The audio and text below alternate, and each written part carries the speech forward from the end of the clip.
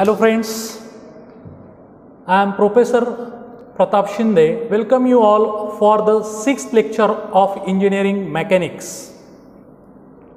Okay, before proceeding towards today's lecture of resolution and composition of forces, let's take a revision what we have learned in last lecture within short 1 or 2 minutes.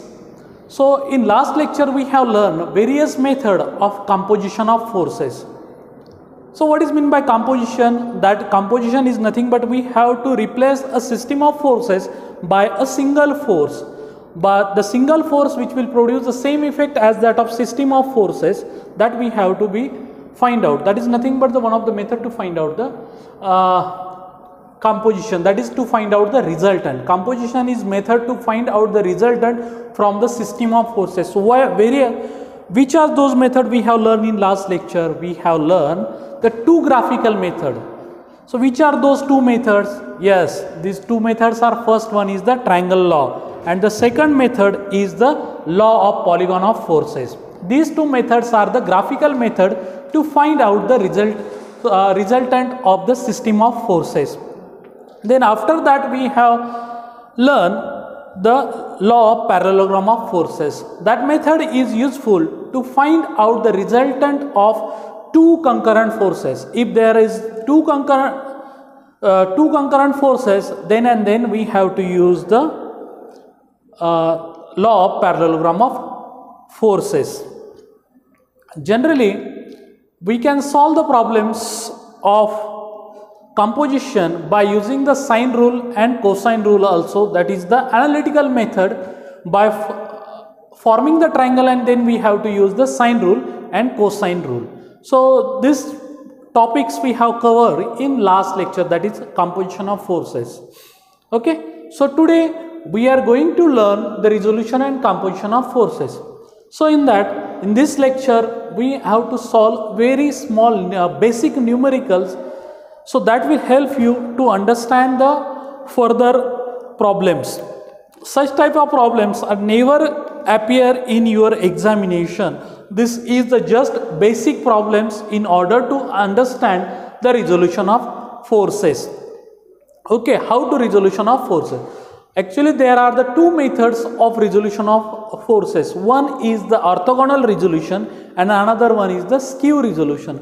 So what is the difference between the orthogonal resolution and skew resolution? In orthogonal resolution, we have to find out the component of the single force which are the perpendicular to each other. The two components of a single force which are perpendicular to each other. Perpendicular means they makes an angle of 90 degree with each other, that is known as a orthogonal resolution. In skew resolution, we have to resolve the force other than 90 degree. If you want to find out the component of a single force other than 90 degree, that is known as a skew resolution. That part we will cover in later lecture.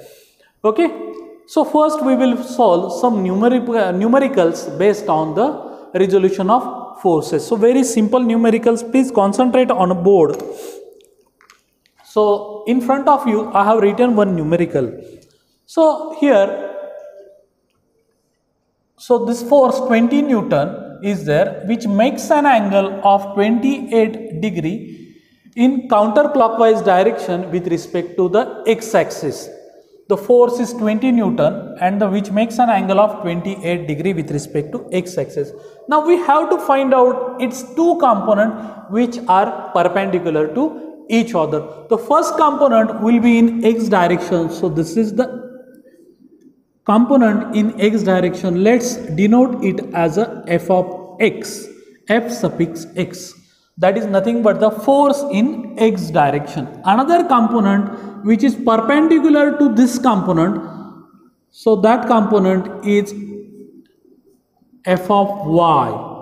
So what is f of y? Forces in a y direction.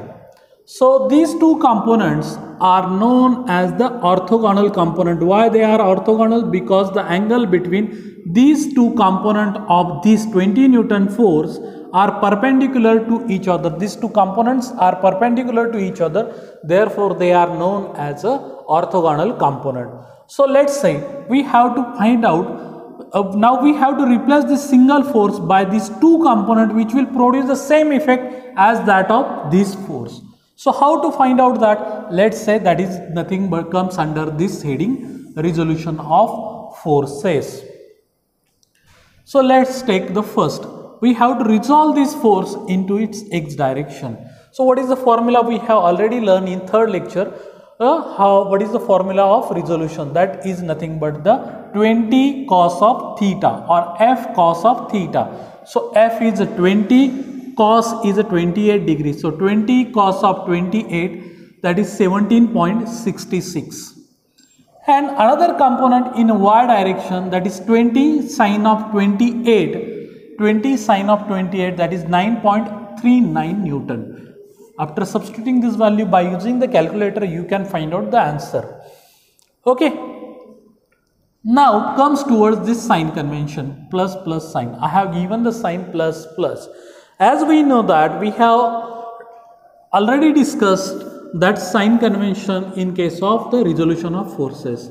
This is the quadrant system. In quadrant system, first quadrant x is positive, y is positive. In second quadrant, x is negative, y is positive. In third quadrant, both x and y are negative, and in fourth quadrant, x positive and y negative. So according to this quadrant system, we have to give the sign to this x and y component of this force. Now this force 20 Newton is in first quadrant, so its sign is, if it is the component is going towards the positive x direction, so that is a positive 17.66 is our answer. Then the another component of this 20 Newton force is going towards the positive y direction. Positive y direction is always upward. So here I have written the sign convention, towards right is positive, towards up is positive. So according to this sign convention, both are coming towards the right side and upward side. Therefore these two are the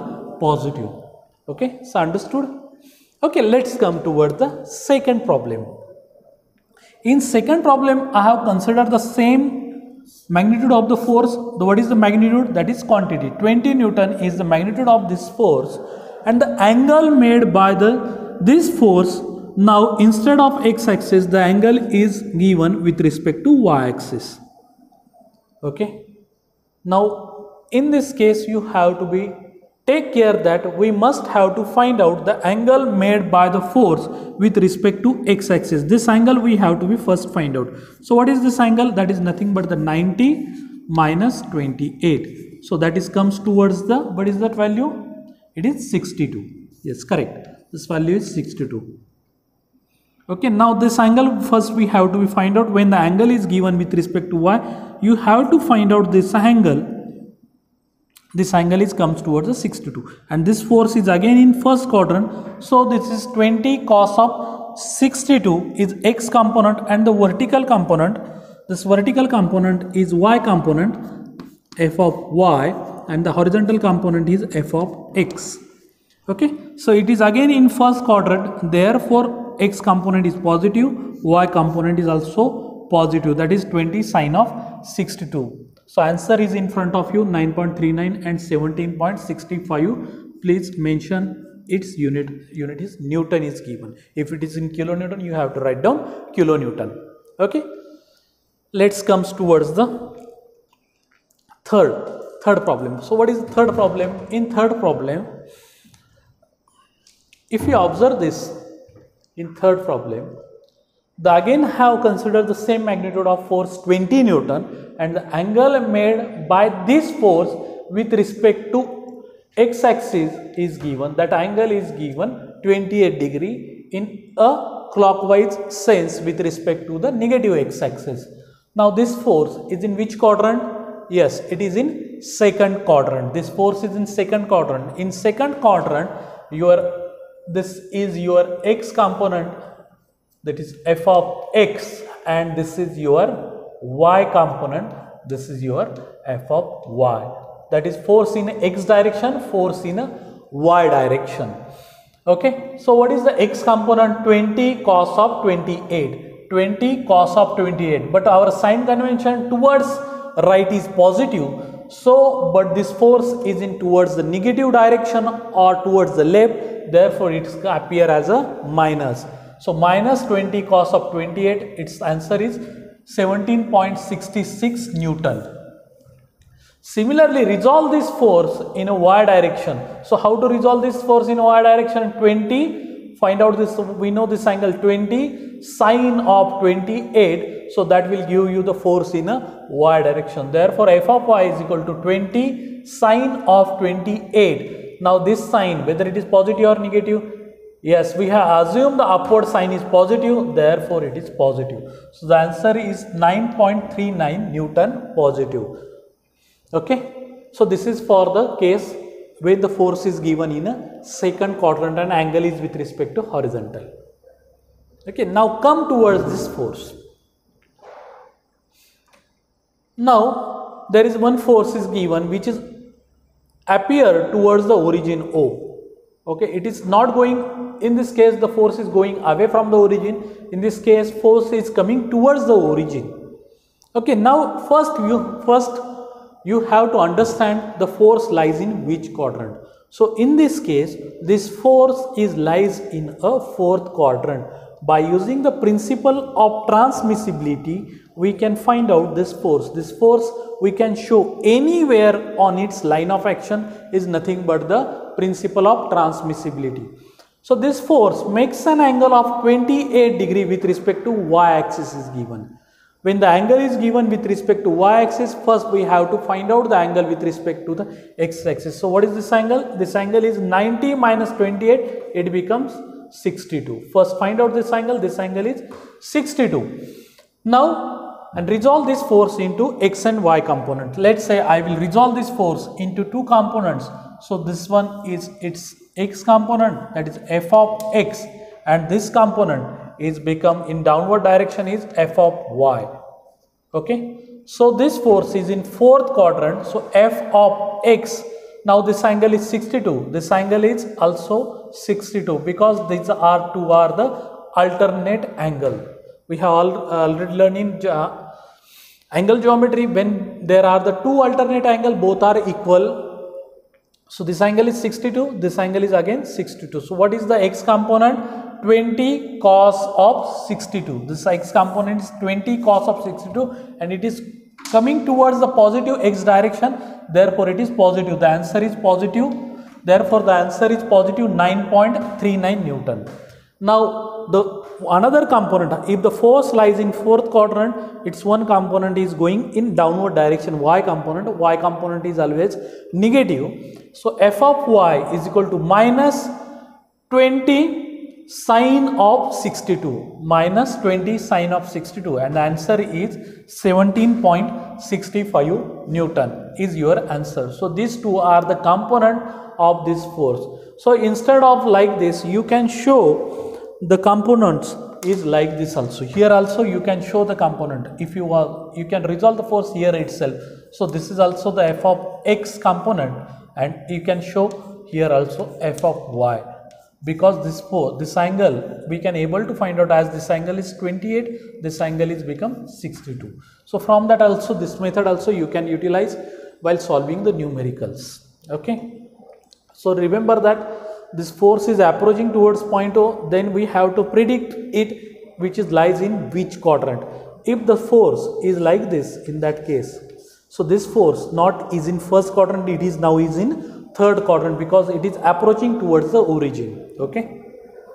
Similarly, now for this we have to resolve this force 20 Newton into its x and y component. Okay. Now this angle is given 30 degree with respect to y axis is given. We don't have the angle with respect to x axis is given. The angle is given with respect to the y axis. So better in order to use the formula f for f of x, f cos of theta, and for the f of y, f sin of theta. So better way you have to find out this angle. So what is this angle? This angle is now 90. This angle is become 90 minus 30, that is equal to 60 degree. Okay. Now this force makes an angle of 60 degree with respect to negative x axis given. Now we have to resolve this force. Now how to resolve this force? It is in third quadrant. So one component is in this direction, that is f of x. In third quadrant, x is negative and y is also negative. So the direction will be towards left for x, and for f of y it is in a downward direction. So we have assumed towards right positive, towards up positive. So but the components are opposite to this, therefore the sign minus will be appear over here. Okay, so the component is 20 cos of 60. So 20 cos of 60, or instead of that we can write down it as a 20 sin of 30. Instead of cos, I have replaced it by the now sin. So you can write down instead of sin 30 or cos 30. So please remember this conversion. Okay. So this, when the angle is given with respect to vertical, for better way you have to find out the angle with respect to horizontal and use this formula. If some students are able to find out with the help of the vertical angle, so they can use the sine. So instead of cos it becomes sine, and use the same angle here also. If you want to resolve this force into its y direction, so what is the component become 20 sine of 60. The component become 20 sine of 60, and the sign is minus because it is in downward direction. Okay, so or instead of that you can write down this as a 20 cos of 30 minus, and you will get the same answer. For this and this you will get the same answer. What is the answer? Minus 10 and minus 17.32. Why minus? Because both are in a third quadrant. So due to this the minus sign will be appear. Okay. So I think all of you have understand this resolution of forces. So try to solve one or two numericals by your own for your practice. So we will stop here. Thank you very much.